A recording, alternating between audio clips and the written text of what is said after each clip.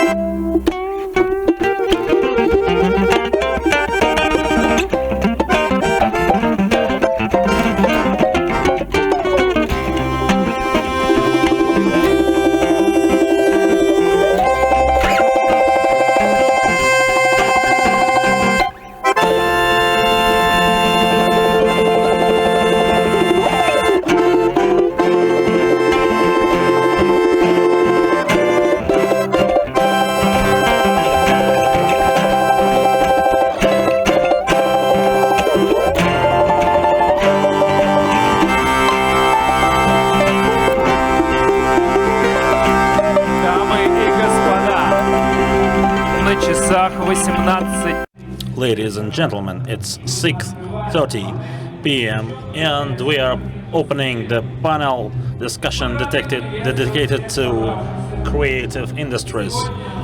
We welcome all of you. You were warmed up by different aspects of culture development, discussed heavily, and at the end of the day, we have reached the most important question of our times. When does culture become a creative industry? Creative industry is the result of collaboration between culture and economy. The research of this process in other countries and showcases of Russia let you scale up this positive experience. Germany, Australia, Brazil, and many other countries. New Zealand, Georgia, Ukraine, Russia. This is a short list of countries that are focusing on the creative economy. The creative economy is conquering the world because it lets you form new values and stay away from the raw material-based economy to creating unique products, new business niches, and whole industries. It lets you get a new cultural field. So when does culture become a creative industry? The moderators of this panel, Igor Monakonov, the managing director of the Association of Creative Entrepreneurs, and Evgenia Danilchenko, who deals with the experts of culture of the Russian Export Center.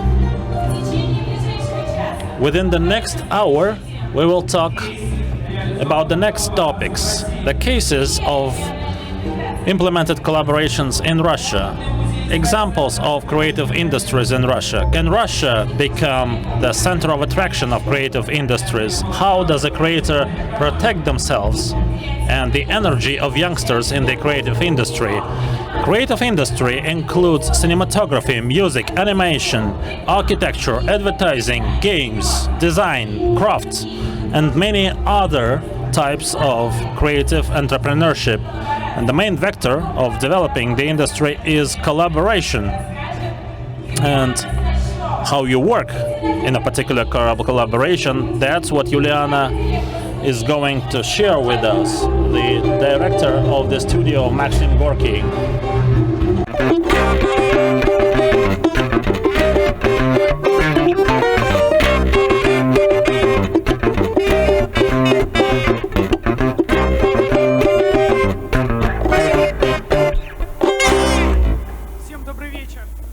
Good evening, everyone. It's the third session that I take part in, and I need to say that's the best session I've ever seen at Cultural Forum. A chapeau to the organizers, especially at night, especially you think that at 6:30 p.m. digesting Cultural Forum is impossible. That's the only format by which you can do it, because it's fun and it's live and it's cool. I'll tell a few words about the animation as a creative industry, the Gorky Cinema Studio, which recently I became a director to, still needs to get a long way before it becomes into a real institution or an organization of the creative industry. So today I'm going to talk about animations.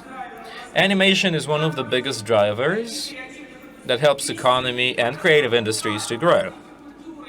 So let's discuss how, at this crossroads of the culture and economics, we get something beautiful, we get creative industries. Now, we all think that Soyuz Multfilm, as any other animation studios, create cartoons. That's no longer that. We're no longer creating cartoons.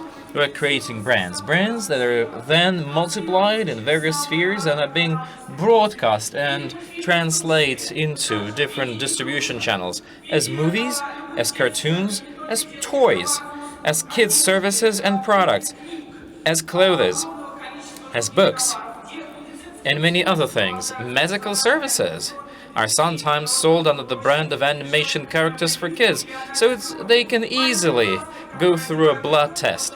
You know, a small plaster that is glued onto a kid's arm when a blood test was taken from the child has characters from children's movies.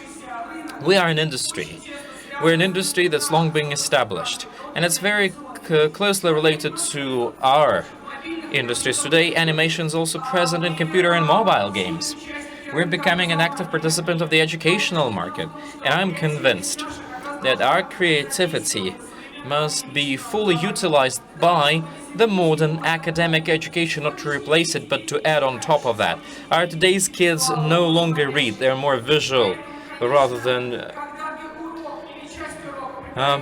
reading. And if you can teach them a lesson in a visual format, if you can connect it to infographics, to animation, well, this lesson will definitely be taken much easier. So to all educational structures out there, we cry out, we are your partner. We help you to communicate the information you need to the kids. In the majority of multimedia projects, in the majority of multimedia exhibitions or museums or advertising, we still see animation, we still see the same technologies being used. A and V are based on the same technology. And today in animation, we sometimes use methods and technologies of AR and VR to build the animation pipeline, to build the animation conveyor belt, production line. We had a very interesting experience. The first serious TV series during which we had to attract people who never worked before in animation, called Detective Story. Experts in AR and VR. Well, it will be released next year. Not a single person who did this TV series was an animator. No one of them was an artist and animator. All of them were IT guys, and they created content for virtual spaces. So this is an amazing experience, because if it works, because if it jumps, I think it will upend the animation industry and the market, because the time frame it takes to produce something will go down significantly, and the cost of production of cartoons will also go down.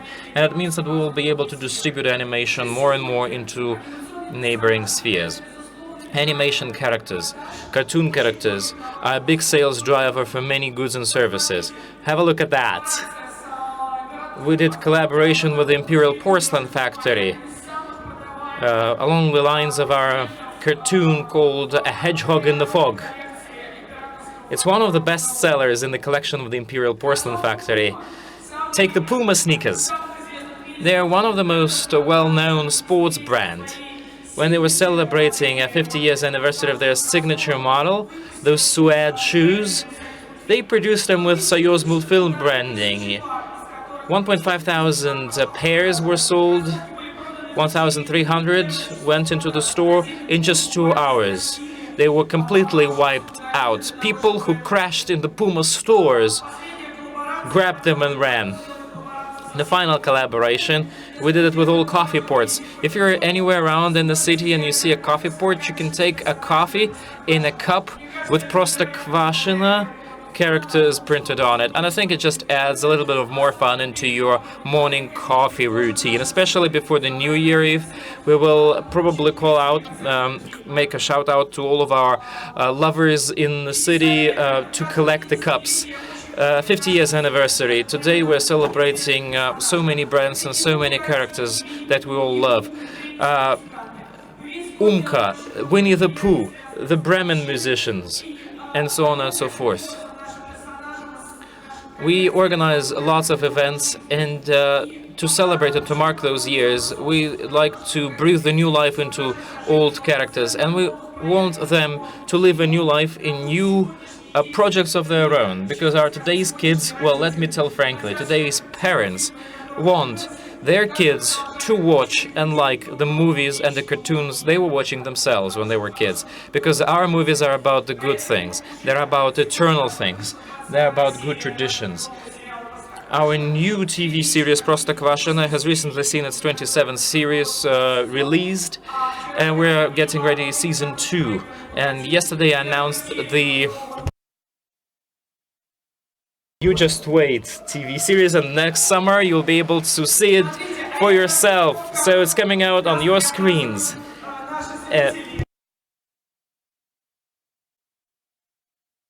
This is a fun art. We've recently came across it on the net. There was some other fun art that preempted that. You might have seen where Soyuz multfilm characters were portrayed as the Game of Thrones heroes. All of them from our golden collection. And the artist who painted it turned out to be a librarian from Syktyvkar, and his name was, surprise, surprise, Prokopy Ivashov. In September, we already hired him. He did his cartoons in June, in September we hired him. These are new guys. This is a new artist. I hope that we will get familiar with him soon. You see, we had lots of, debates around that art on our studio. Of course, our creators, the real artists, they said, that's awful. Just look, how did they spoil our characters? But I believe it's wrong. I believe that's a symbol of people's love. And the more popular these characters become, the more fun art we're gonna have, the more interest is there towards animation and towards our industry. And it means that our culture and economy can marry together, and what we really want to get creative industries up and running. Thank you very much. Yulia Anastashova was here. She is the president of the board of Soyuz Multfilm and CEO of Maxim Gorky's film studio.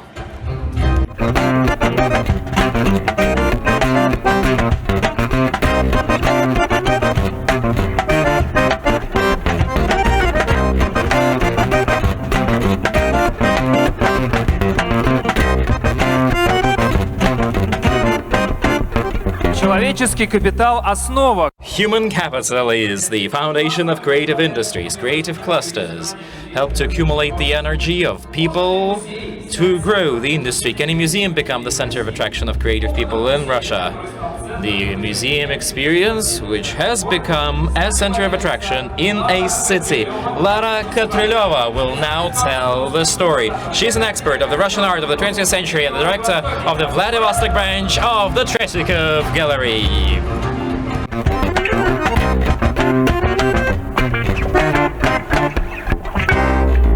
Спасибо большое, коллеги. Thank you very much, dear colleagues. It gives me a great pleasure to tell that I've been watching Yuliana Slashova's presentation, and I'm so sorry that I haven't got a flashcard with all those images that we have demonstrated in the Tretyakov Gallery. They've got millions of new forms and shapes. You see, Tretyakov Gallery is being multiplied to something. Yeah. When we talk about the creative industry, I quite often hear an argument that very soon almost all art will be done by robots, but we're not afraid, because they won't be able to handle the museums, because museums are very conservative. They're conservative by their nature. And I think it's sitting deep in our DNA. They're completely unflexible. But I believe today, especially in the modern context, this conservatism plays to our advantage, because we are now vested with a new role and we can present something to the creative industries. People have a great level of trust towards a museum. So everything that happens in the museum gets right away, well, at least the good things, get the level of trust we need. We're all about our authenticity and integrity. This is what you find in everything we do. If we are customers to various advertising teams or design teams, many of them treat it as a chance to do something noticeable and to do something meaningful, something that will live forever and something that will be presented to the viewer as a very important thing. Status making. 5 or 6 years ago, we tried out collaborations with different crews. For example, the Moscow School of Cinema or the Power of Light. It's an amazing Russian team that works in an international market, and they were doing Malevich mapping for us, 3D mapping. The second story that I want to tell you is museum is a very welcoming venue for creative people and for creative industries. And of course, it serves as a source of inspiration, because collections that museums have nourish, nurture, and provide people with new images and new ideas. But the situation changes, because museums have always been thinking that they have an exclusive power.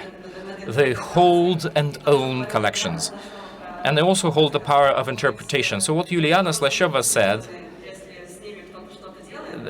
people felt that images might be reduced if somebody does something else with them. And this is the question that our museum environment comes up with quite often. So can we actually give a second life to a piece of art? Rijksmuseum, a colleague of ours, had quite long ago uploaded their collection online, and they gave the right, and they opened up an opportunity to use their collection for all possible purposes, doing tattoos or body art and whatnot. They've even organized a competition where famous designers would participate, assessing the results achieved by people who use the works of their art. We had a discussion here, is it possible to fragment a painting and use pieces of it? Well, we've gone a long way from there. I need to say that the Tretyakov Gallery is currently living through a very important time period. We are taking part in establishing a couple of new museums in a number of regions of Russia: Samara, Kaliningrad, Vladivostok. I'm in charge of Vladivostok venue. Now we're designing the building, and we're still in the design phase. It's still an opportunity for us to impact the project. We still can do something with the layout of the building. And while we can, we really want to embed the parameters we need so that in the space we create, we can sustain the dialogue with creative communities and grow and nurture it in this city. For example, we see good examples of it in the Zarya Center of contemporary art, in the festival spaces. I really hope that in the end of the day we'll have enough ceiling heights and we'll have enough open spaces to become a welcoming venue for creative teams and crews who will feel inspired, I hope, and who will be able to present their talents on their venue. Thank you. Lara Kutreva. Give her a big round of applause. She's the director of the Tretyakov branch in Vladivostok.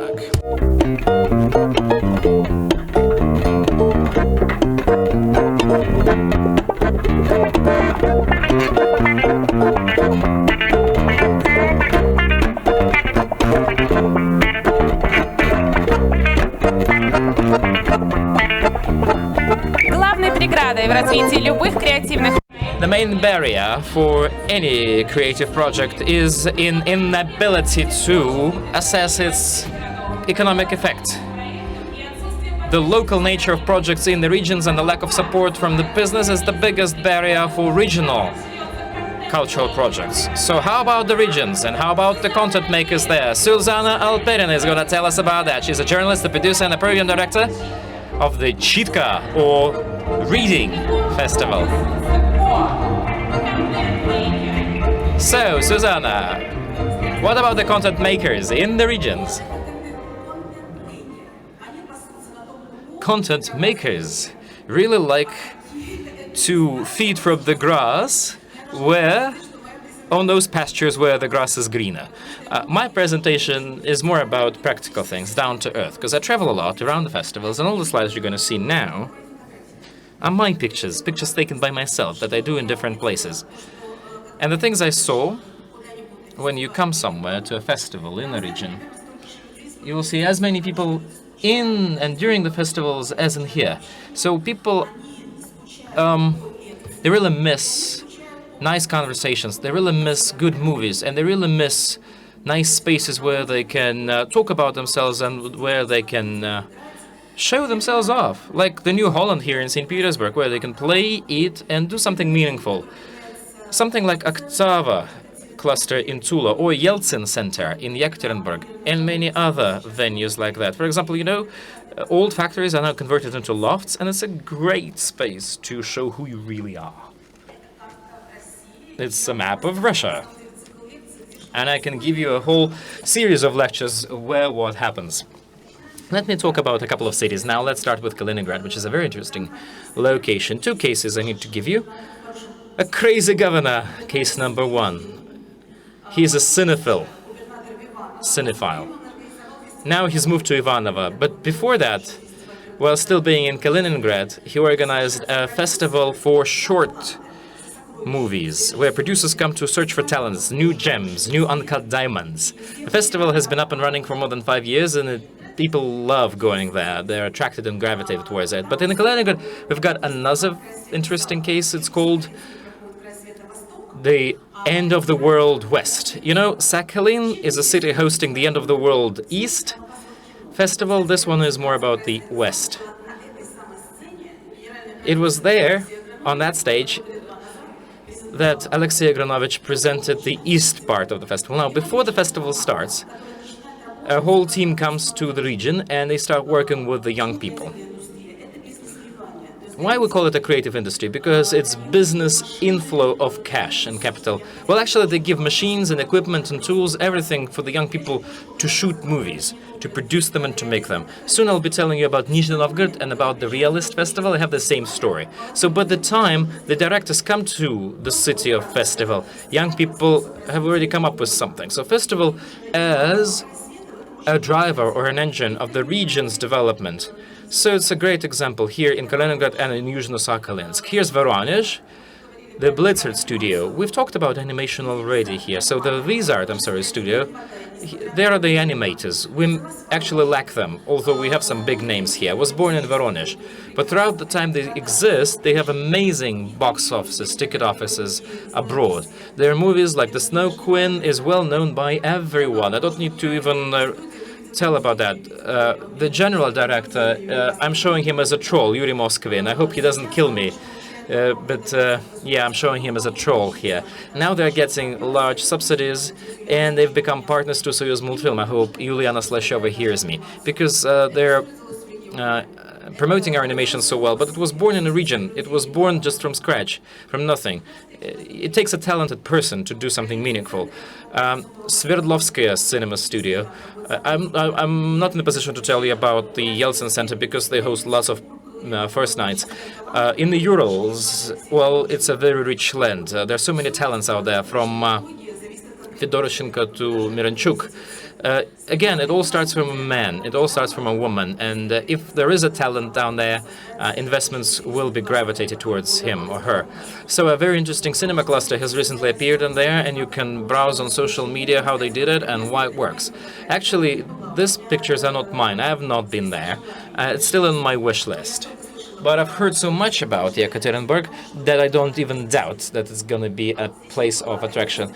I was here. This is a festival called The Spirit of Fire, Siberia and Khanty-Mansy. You're going to tell me they are rich regions. Yes, of course, but they still attracted Sergei Solovyov.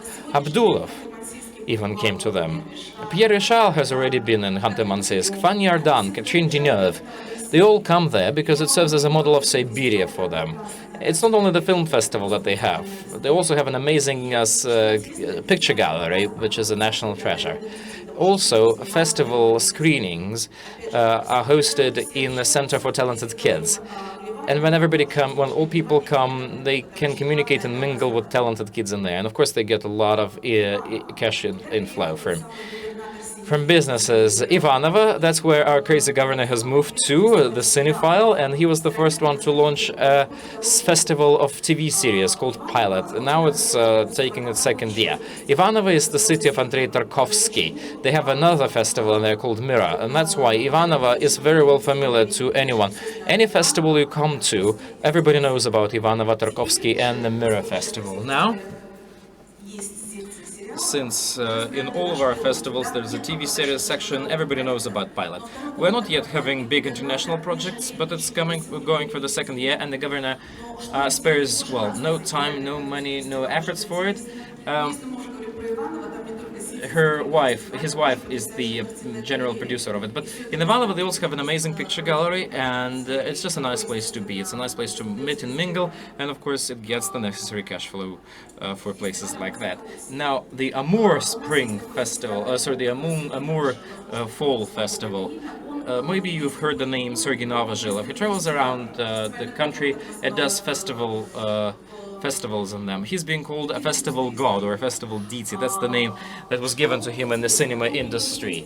He is known like that. What he brings to the festivals is the old generation of actors that everybody seems to have forgotten about.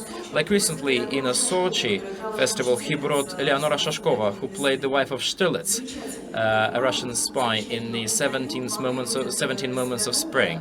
So young people get to learn something new for them, even if that new is quite old. Natalia Varley, a favorite Russian actress, also travels with him. That's his feature. He had a jubilee this year. You should really be there, because all actors from all over the country came over to the jubilee of his. Even the Soviet actors, starting from Svetlana Svetlichna and others, and the way they congratulated him was a separate sight to see. Vyborg is another Russian town, and they also have a festival called the Window to Europe. When we talk about a festival is not just a festival, it's always a business card of a city, so you can do a lot of merchandise and you can sell various auxiliary goods. All cinema lovers and people who patron cinema, they like that city because of the festival, the oldest one, and one of the guys who organize it is Armen Medvedev, the name that is possibly very familiar to you. Such famous people come as Soviet actors and directors who pass on the traditions to young guys. This year I've been to Irkutsk as well, and when I came over to Irkutsk here today at the cinema section, we've listened to cinema lovers or cinema union association meetings in Pechenga. And young cinema directors tell about their projects. 500,000 rubles is the main prize they're gonna get. If you're interested in the competition, come to me, I'll tell you how it works. So, in Irkutsk, there is an amazing and quite famous festival, The Man and the Nature. In Pechenga, young guys present beautiful projects, better than in Moscow, actually. I've been into the jury and I've been doing a masterclass in there. So I think it's a very good investment for patrons who support art. Here's my beloved city, Nizhny Novgorod. A lot of things happen in there, starting from the Festival of New Technologies, Alpha Future People, when a huge electronic stage is being built, and the fields, they put up tents even in that field. It's truly a green field. And it's a very interesting event. Moreover, they also have a Gorky Fest in the city, but I come there for another festival called the Realist Festival. It's the first web films festival, or web series festival. Anton Kalinkin, and I hope he sits in the room here, he managed to stand on the wave. Now it's becoming more popular around the world because of the OTT services. You don't quite actually get which series are more TV-like and which of them are more web-based. But this festival has a huge agenda in terms of lectures and education. People come who teach guys to shoot TV series, and in the end of that festival they give awards for the best web series. Guys are coming from different movie schools. As for St. Petersburg, I cannot but mention the festival in the New Holland. And St. Petersburg, being the northern capital of our country, it's got lots of festival. The festival Message to Humanity, Message to Man, and they provide the best examples of documentaries. As for Yekaterinburg, they also have this large documentary festival called Russia. And at the New Holland, Alexander Rodnyansky launched the Debutante Festival. This is a cluster quite a modern word, where you could see the works of new debutants and dispute a little bit about them. So since we have a very questionable policy in regards to the cinema debutants, it's very useful to us. As for the Chitka Festival, it was the first time that we conducted it. Of course, in Moscow, there are lots of events organized, but this kind of festival, it perfectly fits this trend, and Anton Kalinkin again is behind it. People are interested in movie adaptations of different kinds of literary works. We discuss texts, but at the festival, people see the final product, because we conduct it in the format of work in progress. It's kind of an educational program. The business also gets interested in these festivals. Lots of fans present at the festival. And I know I have many friends in this audience, and when I got to know that I would give my presentation here, I was approached by a friend of mine who gave me research about the culture and cultural industry in the Russian Federation conducted by the Intermedia Agency. If you are interested, you can approach me and you will see all the numbers regarding development of culture in Russia. I could tell you for hours about what's going on in every Russian city, but what I like particularly is that people in remote cities think about creating something by themselves, and it gets the attention of lots of viewers and many people interested in that. Susanna Alperina, journalist, producer, and program director of the Chitka Festival.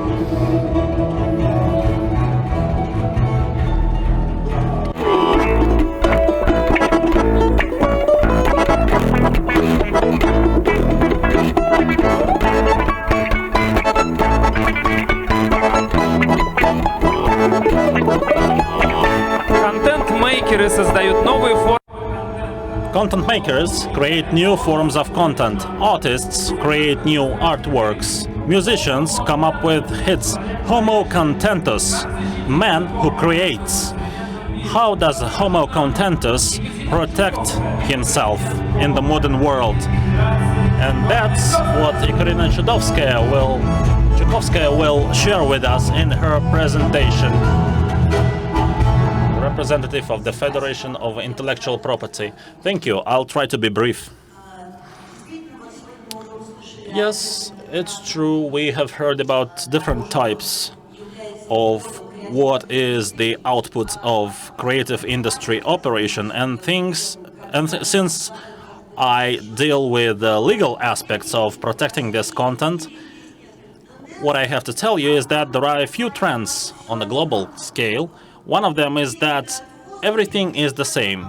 Ideas are out there, and the person who is encouraged to create, he will provide some result, depending on his propensity towards a particular field of activity, whether it's some math algorithm or some sonata. And it has been proved many times by scientists and other prominent figures. Talent doesn't select a particular person. Talent doesn't select people. It's just you have a body in which you have a talent, and it will find its way out.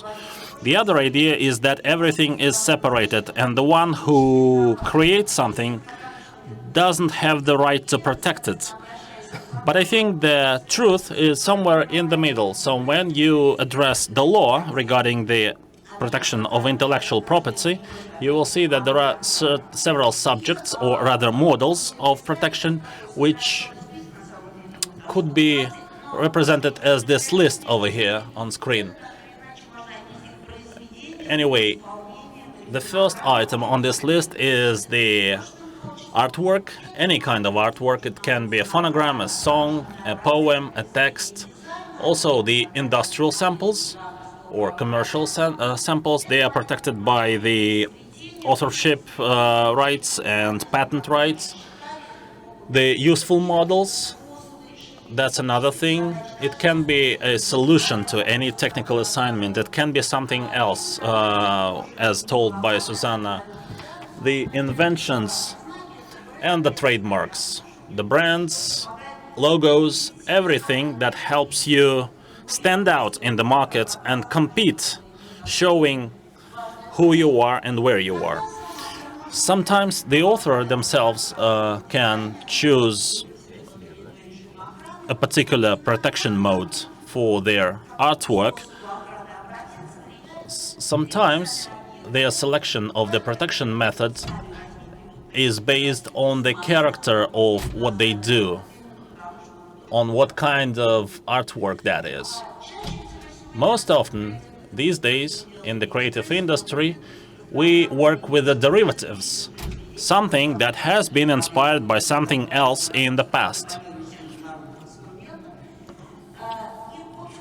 And in the creative industries, mostly, these secondary products adapted to the modern world, they prevail.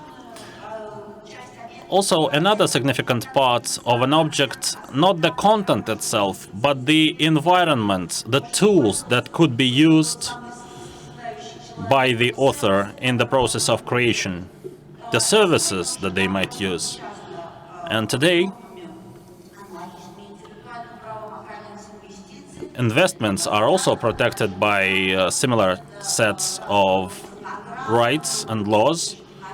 Phonograms and movies are protected by the same laws and rights, and sometimes these guard and protection measures are sometimes misused. For example, a person buys as many treatments, script treatments, as possible so that they wouldn't be available to anyone else. And of course, the creation environment also influences the protection methods. I have done something because a muse has visited me, or because I was requested, or because I was inspired by something. Was it an initiative? Was it an accident? Was it my work task? Was it a request? And when we are talking about protecting this content, we have to differentiate here between the two ways. The first one is the prevention, when you apply, for example, a patent in order to protect a certain content. Or it's a reactive method, which unfortunately is often the case when my rights have been infringed. There have been certain infringements, and the law lets me resolve this issue. As for the infringements themselves, they can also be classified, but most often of these infringements occur because people do not have certain information. For example, a person might think that everything that there is on the internet is his, and he can do whatever he likes with it. Sometimes people exceed the level of authorization. For example, I've been allowed to use some of the content and I've decided that I can use all of it. That's also incorrect. And of course, sometimes a person can do it on purpose. An evil person, of course. And the last slide that I cannot for some reason show you is that today, the way you create something and the way you use this content have moved mostly from the real life to the virtual one, and the instruments are created for protecting it. An ecosystem is created where everyone can guard their interests. They can classify their content. They can choose how to protect it as authors. And of course, there is a certain dispute resolution service that was on the last slide. Ekaterina Chukovskaya from the Federation of Intellectual Property.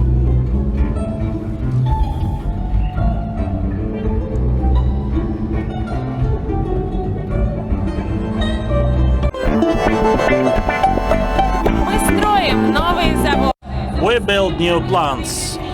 We launch new enterprises. We open large-scale projects in culture. Can a cultural project be an efficient instrument in the fights with the mass migration of qualified population. What does the culture in the creative industry to help people today? And our next speaker is Valeria Valeva from AC. Ladies and gentlemen, good evening. My name is Valeria, and this year I'm going to be graduating from the school of Rosalia de Castro. Over the course of my short life, I have participated in such projects as the hospitality zone at the championship, football championship. I also participated in organizing the Rammstein concert in Moscow, so I have some experience in event making. Now, I'm a leader of the creative department at AC, and we deal directly with the creative industries. First of all, I'd like to tell you what we mean by the creative industries. We think that the creative industry is the foundation of a post-industrial economy. Creative people are called for everywhere, in every single sphere. Why so? For example, there is a company called Cake, and this company responded to the demand from their consumers. They had to deliver their cakes quickly to their clients, and they had two main purposes. The first one is environmentally friendly process, and the second one is how rapid the delivery would be. So their solution was the transportation of their cakes with drones. This is the proof of how creative and motivated people can help their business. As for Innosotium and AC, we have come up with an operating platform that promotes every single creative industry. The first session we had was at the Tretikov Gallery. We discussed the measures of support of people's crafts and the main industrial spheres, the measures that could be implemented in our regions. Our next task is the agenda voiced by the president back in October of 2019, and this agenda says that we should support the young entrepreneurs. A separate track is the entrepreneurship in the creative industries, and thanks to Russian Congress, we can roll out our products and tell about them both in the framework of our platform operation and in many others. So I'm a representative of a young generation. So behind me and behind my counterparts, there is a future of the whole generation and the future of our whole country. I'm going to tell you about the achievements of my friends who participated in the contest organized by Norilsky Nickel. The contest was called Color Your City, and at this contest, the guys from Norilsk were supposed to come up with a case with which they would come up with some drawings, and these drawings would later be applied to the means of public transportation and building in Norilsk. So this is the proof of how the young Norilsk citizens participated in the life of their city and assist to the aesthetical development of the city. So I do think that these youngsters are our little stars that we should catch and raise them in order for our country to develop. And in conclusion, I'd like to say that Russia is a country of opportunities, and if we want to achieve something, we need to set such a goal that would help the creative industries to develop within the framework of economy, because the youth is ready to help the country develop. Thank you. Valeria Valeva, the head of the Young Creative Specialists Platform. Valeria, please take your seat. And I'd like to invite all speakers on stage.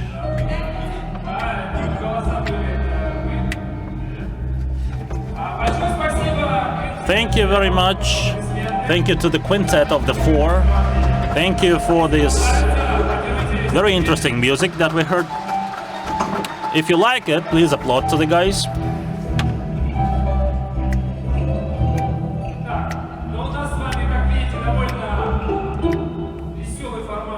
So, as you can see, this is the fun format we have selected for tonight to cooperate, to interact.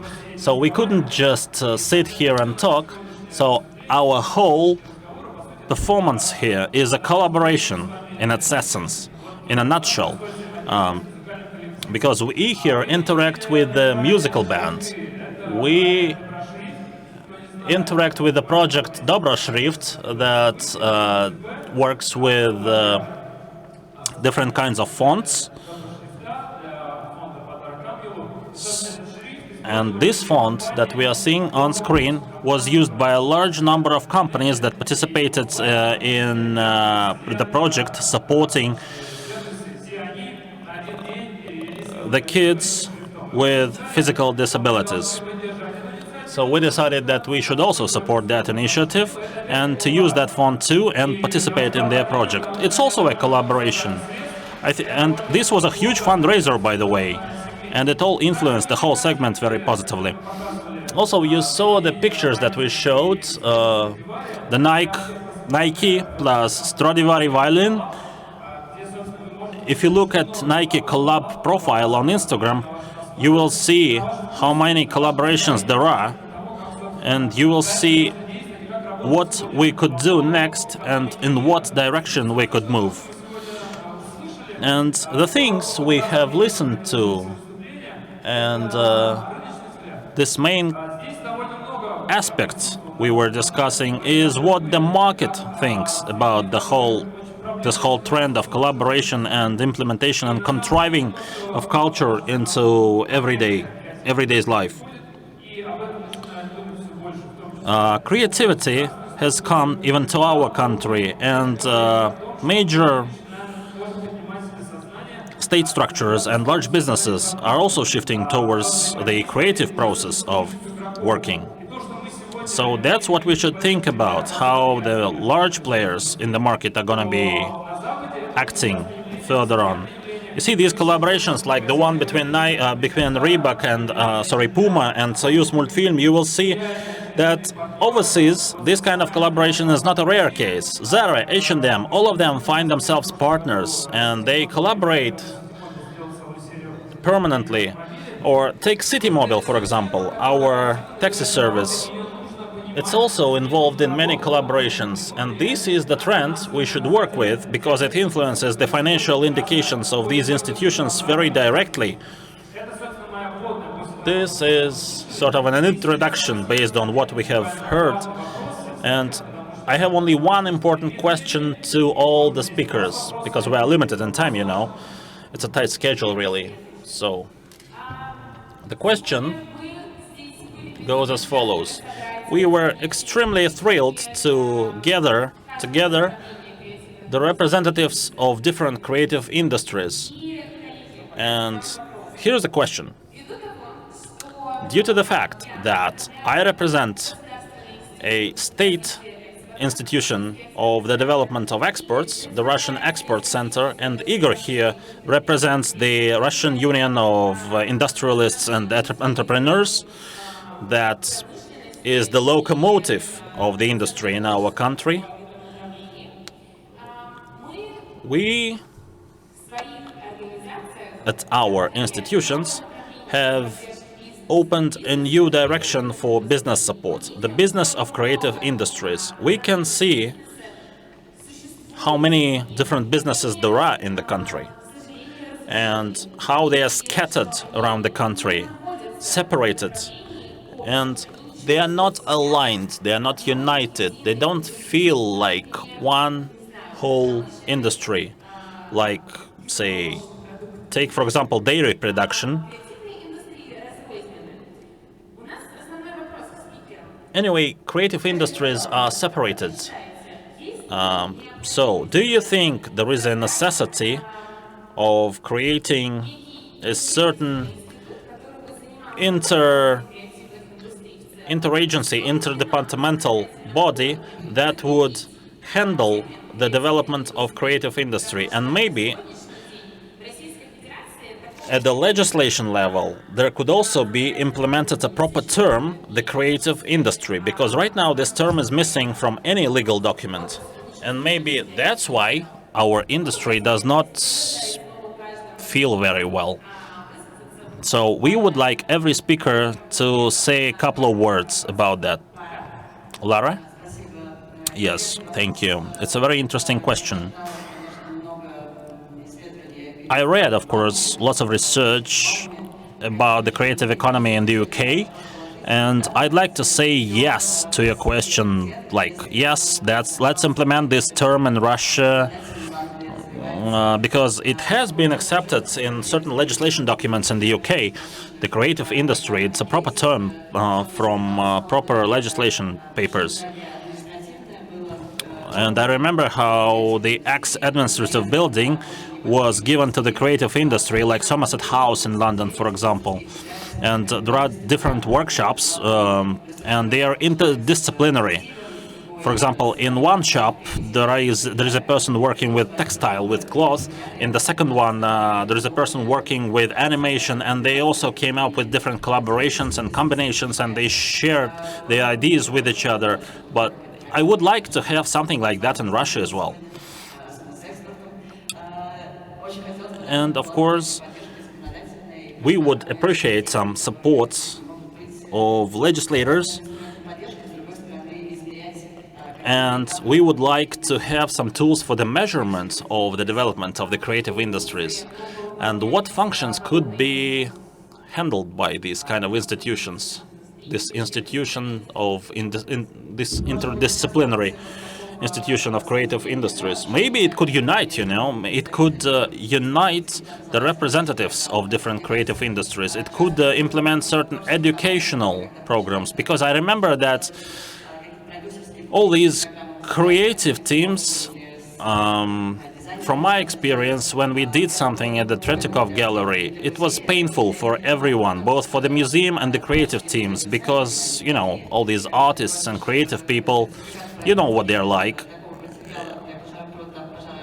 And then when you start talking to them about technicalities, they simply get stuck.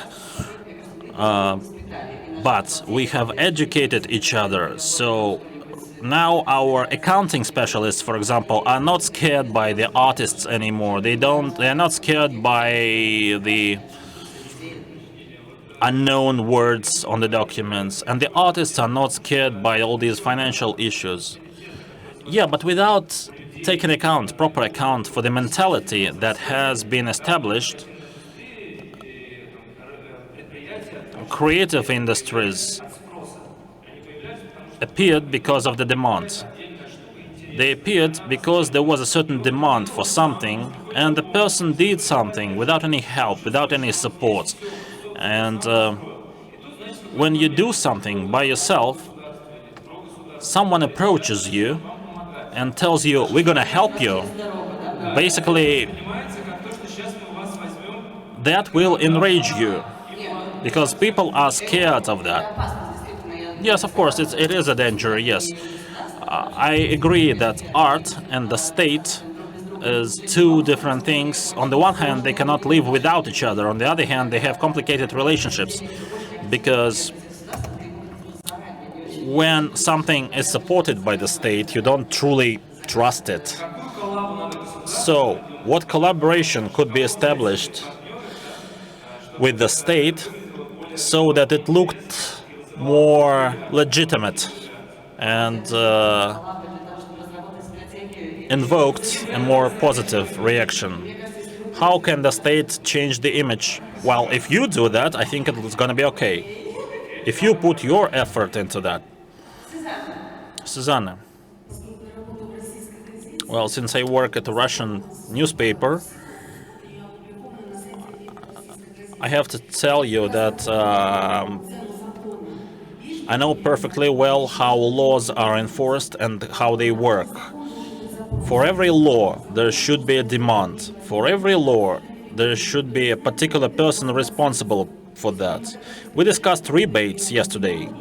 Rebates for the cinematography workers, for example. So, for example, when movie makers, they don't want to go somewhere to film something. We have lots of nature, lots of beautiful nature in our country, and we just don't want to go anywhere. So how about we come up with a rebate law for cinematography workers, for the movie makers? And the minister signed the law, but that's not enough. There should also be a person or a group of people, a team, that would be passionate about making that law as comfortable for the target audience as possible. For example, in this association we have people who do care about producing and production, and there should be a bunch of passionate people who work on the laws, on the appropriate laws that appear because of the demand in the first place. Because the laws should not be generated just for the sake of lawmaking. And it won't be reasonable and it won't be efficient. Because everything has its name, and every law has a name, the name of a person who created it. Or, for example, if you have made a poor movie, I would not be interested in the merchandise based on that movie. See, I would not be interested in the merchandise with a character from that movie. For example, I watched a show recently, this TV shop, and they advertised a nightgown from the movie Бриллиантовая рука, the diamond hand from the Soviet movie, or the famous Joker stairs from the movie Joker. And this is, by the way, a very interesting case. I'm a huge fan of the Joker. Well, not everyone at the Cultural Forum will agree with you about the Joker movie. Susanna, you are a journalist who gathers opinions, who collects opinions and contacts with the whole industry. Do you think there is a demand for a certain unity of the creative industry, of the integrity of its industry, or everyone feels all right the way they are? Well, there is a demand to a certain extent. Our art and business live on different sides of the street, and they don't really want to get introduced to each other. Sometimes I feel like, making the two just meet and sit down and talk. Sometimes there is a great producer, sometimes there is a great artist. But it's not always the case that they meet and produce a great product. There can be a situation when you have a great artist, great content, but you just don't have a proper producer for that, who would promote the movie in a proper way.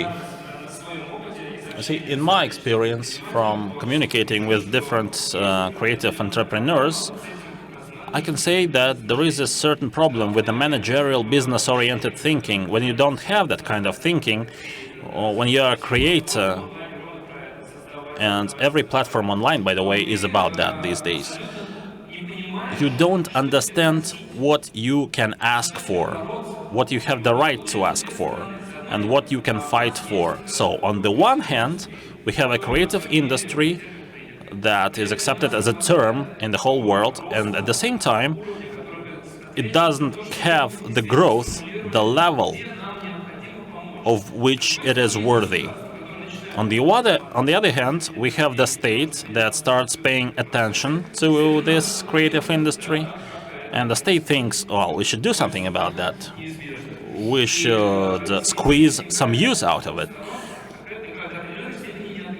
So there is a certain inadequacy in the way they communicate. So maybe we could establish certain processes of communications so that the business could get closer to the creative industry and vice versa. So the state could not probably get involved into this process. It could just establish the process. I know you go to movie festivals a lot, cinema festivals, and you know there is a lot of money that is never paid back. Is anything happening to the business-oriented thinking in there, in the movie sphere? Well, as the minister said at one of the panels, cinema is politics. As Lenin used to say, it's one of the most important types of arts. Thing is, see, what people don't understand from the talks of officials or politicians, they will understand from a movie. As for the money that is paid back or not paid back, as for the profitable films, I'm afraid it's just not a matter of talent here. You see, in our country, there is no proper institution for producers. There is no production scheme established, per se. It's a good thing when, close by the talent, you have a proper producer.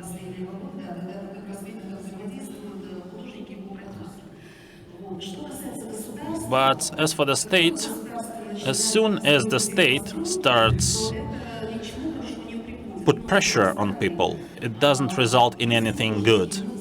But we have artists, and we know them, who communicate with the state very efficiently and perfectly well. For example, Fyodor Bondarchuk or Mr. Konchalovsky, who also communicated very well with governments and the states. You see, the fact that the artists does something for the country, it's not bad. The fact itself is not bad. The key thing here is that there is some talent in that. You can do this thing in many different matters. May I tune Ekaterina in? Because you're all about legal, you know a lot about legitimizing content, and we've been discussing your participation in the panel. You said lots of interesting things.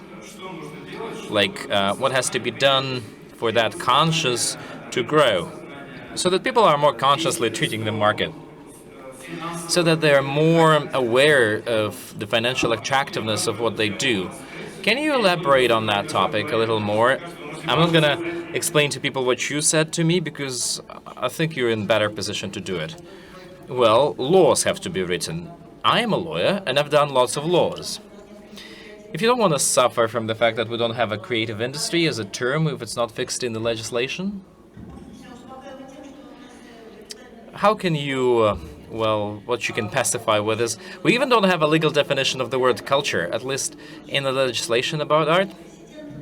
We've got the word culture in the decree of the president, in the presidential executive order, but we don't have in the corpus of legislation. So creative industry, the fact that we are missing the term, it's okay. Why can't you call agriculture creative industry? It's still creative. Other intellectual stuff that I'm doing, for example, I do a lot of IP protection for new plants, for new species of cows. Yeah, the Dutch people have already done that. It's also a creative industry. Why do you need to narrow it down to art specifically? You don't. Because everybody's afraid that as soon as you narrow things down, you can manage it better. So I don't agree with that. Now, as far as state support is concerned,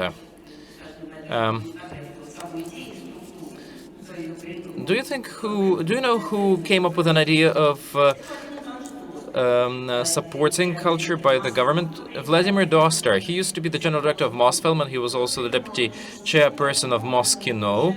So he was the one creating a system from which, thanks to which, the subsidies from the government were allocated to culture.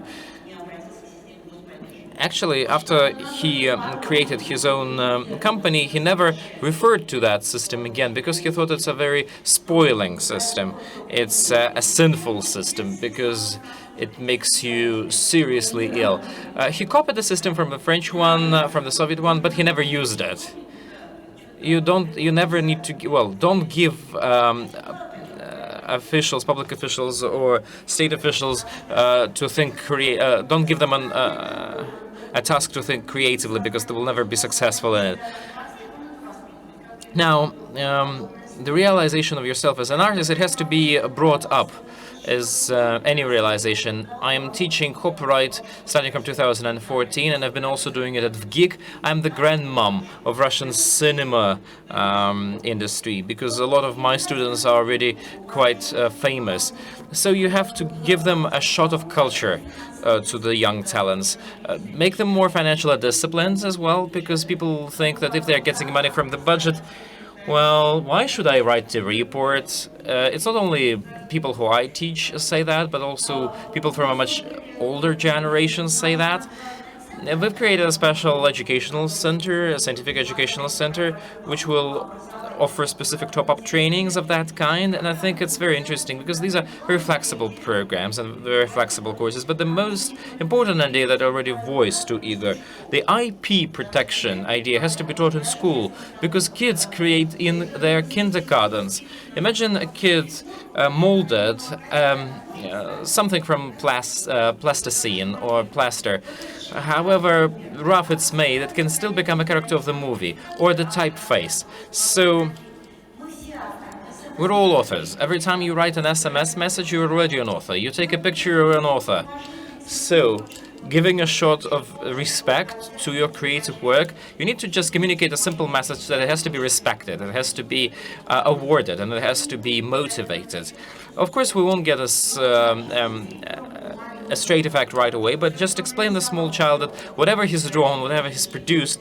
Igor yesterday was, I don't know, giggling that even the text you wrote, the essay you wrote, and got a C or a D mark for it, it's still something protected by the government, by the state. Well, if that is an argument that our schoolboys learn, they would talk to their parents differently. Well, I think they will, because teachers come to us, and there is a demand from schools coming, and there is also a demand from vocational schools or professional schools. People say, and I've already said to that one of my stepdaughters, she's being studying in a club, and they were doing drawings, and then the teacher decided to do a common drawing. So she asked the parents to sign off that this is something that she's gonna use. Just to continue, Valeria, can you tell what do you think? Well, about the young people, the future business people, the future businesses, these entrepreneurs, because they will all become a part of this creative economy. So tell to them, amongst young people, is there a clear understanding of the fact what is creative industry? Do we really need to give them some help in understanding it? I believe that young people don't really need help, because everybody understands that creative profession in the future will be more in demand. Yeah, no help is needed. Thank you very much for saying us that. That's exactly what I want to hear. When? Well, it will become more on demand than any other profession, where you don't have to think. Something below API, where you just have to learn, and that's it. May I talk about my personal experience?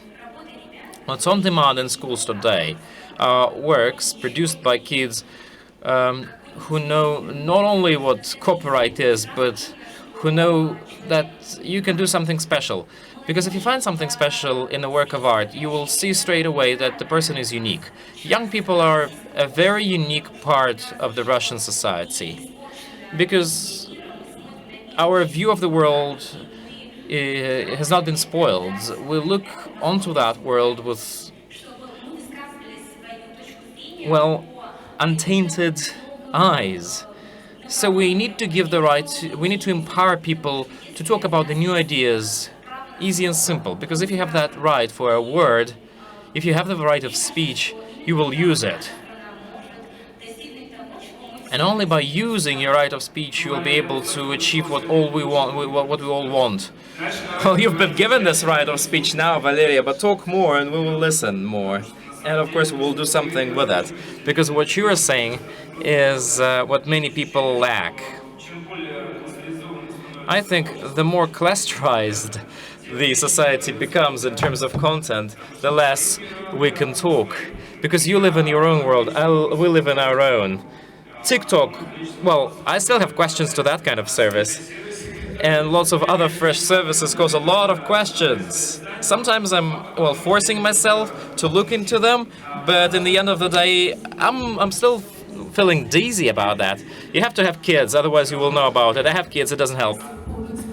As far as TikTok is concerned, do you know how much time an average person spends on TikTok today? I've asked.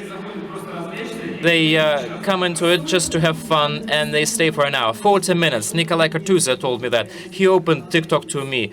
He is the general director of Pyatnitsa TV channel. Did you want to add something? Yeah, because we want to wrap it all up. I wanted to tell something to our young lady here who said that she doesn't need any help. Let me tell you one thing. You won't need any help until the stage when you will be creating content, and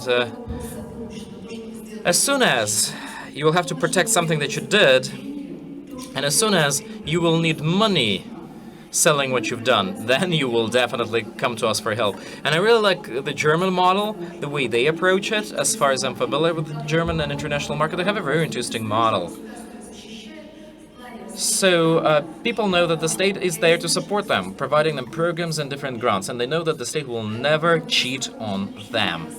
So every time you say we don't need help, I understand you very well, but it just means that you're a little bit euphoric still. I'm sorry for that. Thank you, but we need to wrap it all up. Thanks a lot. We had a double act here. I need to thank Valeria Valyeva again, Ekaterina Tchaikovskaya from IP Federation, and I need to thank Susanna Alperina, a journalist and a producer, and the program director of various festivals. And I also like to thank Lara Katrilova, an art historian and the general director of the Tretyakov Gallery in Vladivostok. Yuliana Slashova unfortunately had to take her leave, but let's give her a tribute as well. Let's give her a big hand. Thanks a lot. And this session was moderated by Evgenia Danilchenko and Igor Namakanov. And the quintet of the four. Thank you guys. Thanks for being with us. Have a great time. И не уходите, слушайте. Сейчас будет супер трек от квинтета. But just listen, because they now gonna do a gig.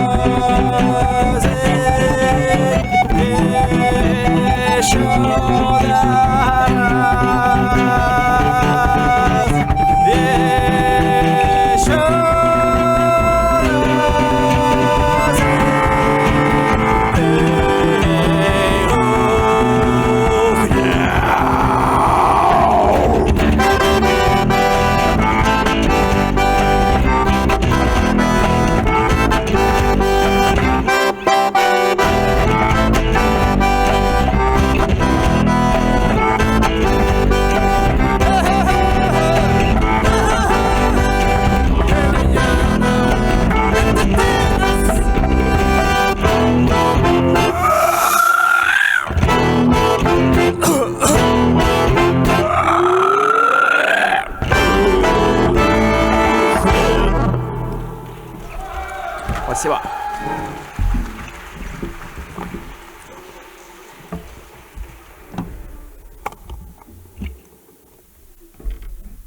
Друзья, квинтет четырех, еще раз огромное спасибо за... Thanks a lot, dear friends. It was great. It's a great conclusion of today.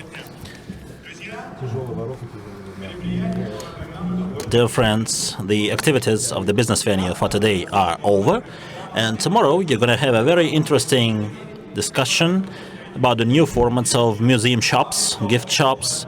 We're going to have a public talk with the director of Museum of Design in the UK. We're going to have the presentations from Caltech Lab Russia, where the spectators will see how some problems could be resolved in the sphere of culture and many, many other things. Thank you. For you tomorrow, and we're waiting for you all to come back here tomorrow morning. Thank you.